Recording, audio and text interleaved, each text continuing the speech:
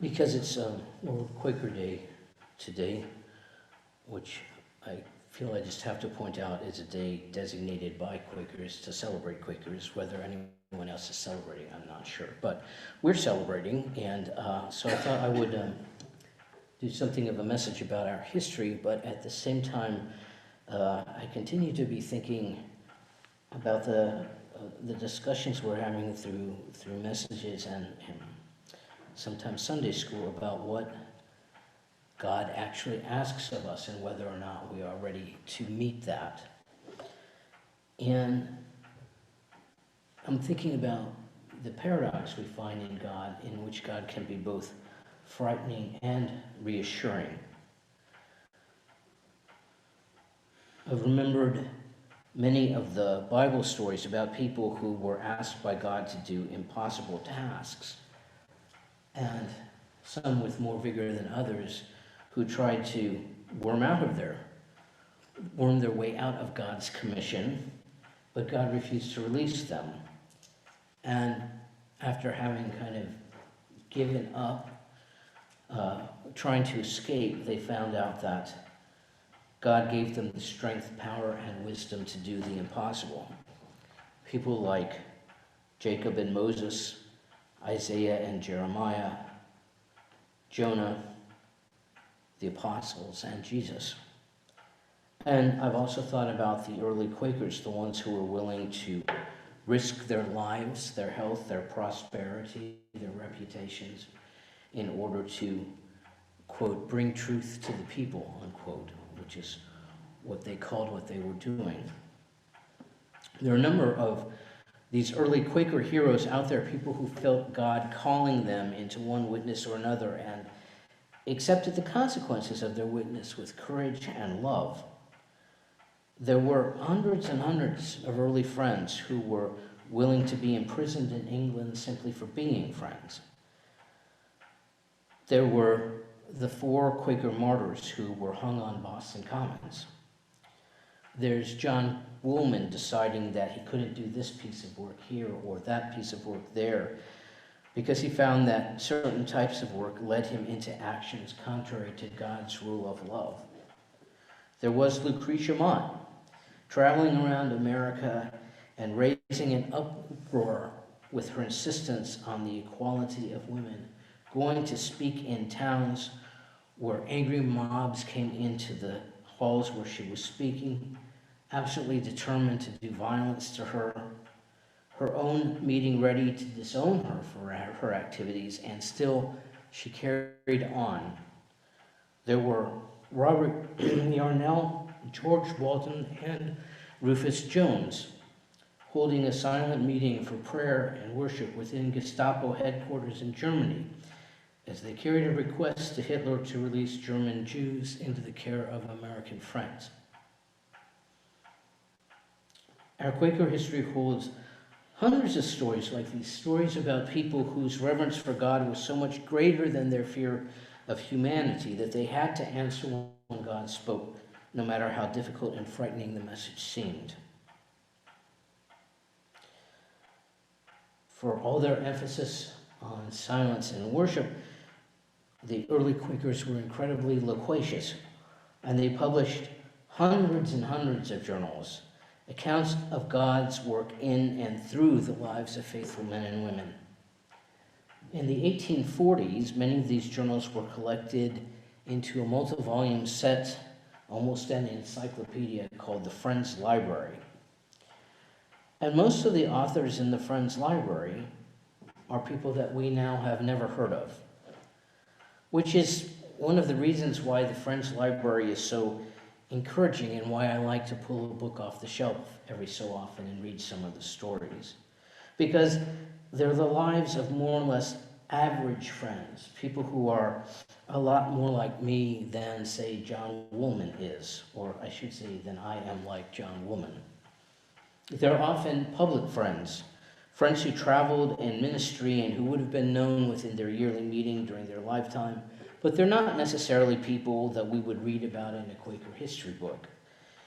And there's something really appealing about that to me, something accessible about reading about faithful people who aren't necessarily saints.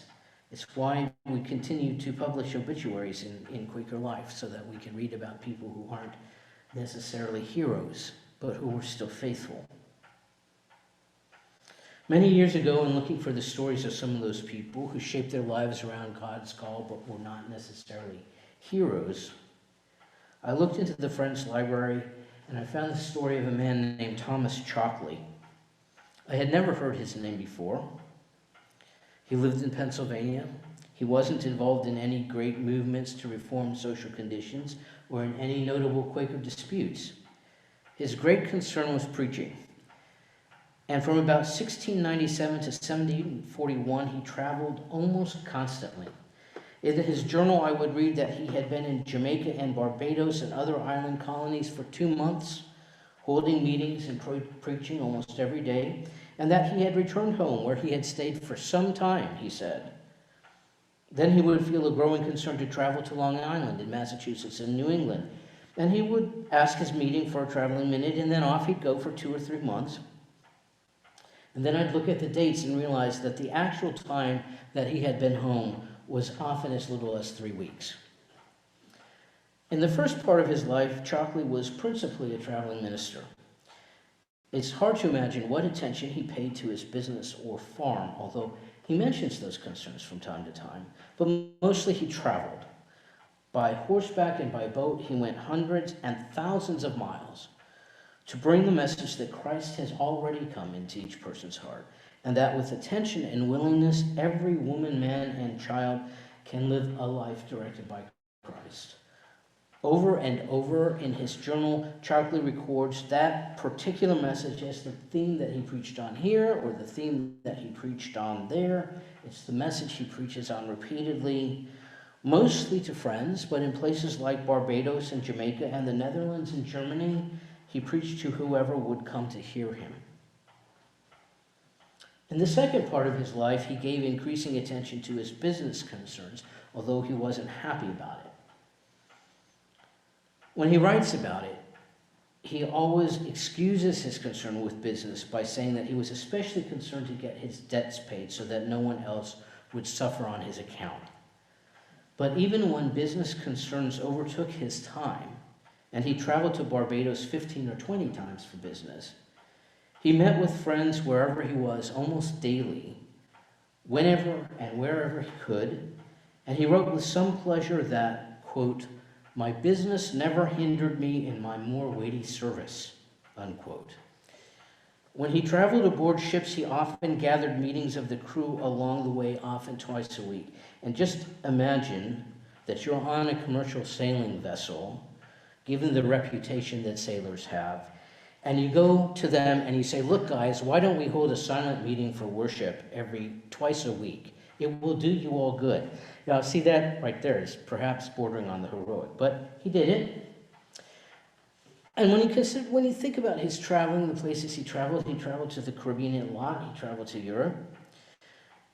You have to also remember that travel then was not like travel now. His passages to the Caribbean took about 21 days down and 30 or 40 days back. In the first years, his ships were frequently chased by privateers, government-sanctioned pirates, and often he and the crew expected to be overtaken and killed. They would see the pirate ships on the horizon and wonder whether they could outrun them.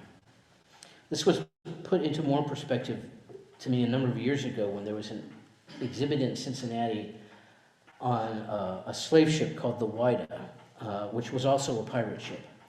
And it sailed for 1 week, it launched, sailed for 1 week, and sank. In that 1 week, it carried out 6 pirate missions. And that was a ship that was pirating in the Caribbean, where Thomas Chalkley would have been at the time that Thomas Chalkley would have been there. So when he says we had a concern for pirates, he doesn't mean occasionally off in the distance we'd see a pirate ship traveling by. He means we were chased by pirate ships on an almost daily basis. And then, of course, they were traveling in the Caribbean, where the Sargasso Sea is known for becoming becalmed without wind, and they would get stuck without wind, and they would wait, and they would wait, and their provisions would run down, And they would wonder if they were going to make it. Would they make it out of the Caribbean and be able to get back home? Or would they starve to death on the ship because there was no wind? He writes about one such journey when the crew got more and more desperate and they began to speculate about other voyages in which people had turned to cannibalism in order to feed themselves. And leaning over the railing and listening to the conversation, Thomas Chalkley turned to the crew and he volunteered to be the first eaten. Many times these things are chosen by lot, he said, but you won't have to cast lots. I will be first. And it may be that there's a little bit of pride in him when he writes that several of the crew members swore that they would never eat him.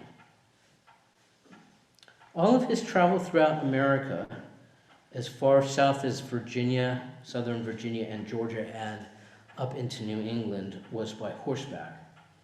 One of my favorite passages in his journal is the one in which he defends himself against the accusations frequently made by the enemies of friends that the traveling ministers made money by their service. In fact, Chalkley writes, I have spent many pounds in that service, besides my time, which is as precious to me as to other people, rising early and laying down late, many days riding 40, 50, and 60 miles a day, which was very laborious and hard for my flesh to endure, being corpulent and heavy from the 27th year of my age. There is a similar passage in which Chalkley writes about his dislike of traveling by water, the way he experiences life on a sailing vessel as a term of imprisonment, the way he never boarded a boat without preparing himself for death and giving up his life as lost. But he made numerous journeys in the traveling ministry by boat, and then he eventually became a sea captain in order to pay off his debts. Anyway, I've really come to like Thomas Chalkley. Maybe it's because most people, at least these days, would not so easily admit that their corpulence made travel difficult. Maybe it's because of his offer to be eaten first. I do have to admit that, having some preaching responsibilities of my own, I have a few doubts about whether God truly led the man to speak as often and at as great length as he spoke. But I also admire his perpetual willingness to answer the concerns that God gives him. Although his concerns often involve a great deal of physical effort and difficulty, he seems always willing to answer them, and writes often about the blessings he receives through them. In small ways, in the humbleness of its concerns, I think, I can see some connections between Chalkley's life and my own. My fears are not always the terror of having to become a prophet to people who don't want to listen. Often they are much, much smaller. How am I going to pay my bills this month? How am I going to get my report prepared for the board meeting coming up? How am I going to learn to be more gentle when I argue and not to state my opinions with such fervor? How am I going to fulfill the call to love my friends and my family? Where am I going to find time for everything? But the words which Yahweh speaks most often in the Bible, actually using the voice, God's voice, the voice of God, not God through a messenger. The words that Yahweh speaks most often are words against fear. Fear not, don't be dismayed, be not afraid. And quite often God speaks these words to someone who's just been given a mission to carry out for God. When I look at the life of someone like Thomas Chalkley, I realize that those words about fear are not meant for me only when I am on some gigantic holy quest. Since my daily life also is an attempt to make my life the realm of God, to live in gospel order. Those words are meant for me daily. when I am stuck in traffic, when I'm trying to figure out how to be compassionate toward the bully at work, when I go into my house and don't know exactly how to comfort my grieving family. Be not afraid is an encouragement for every day.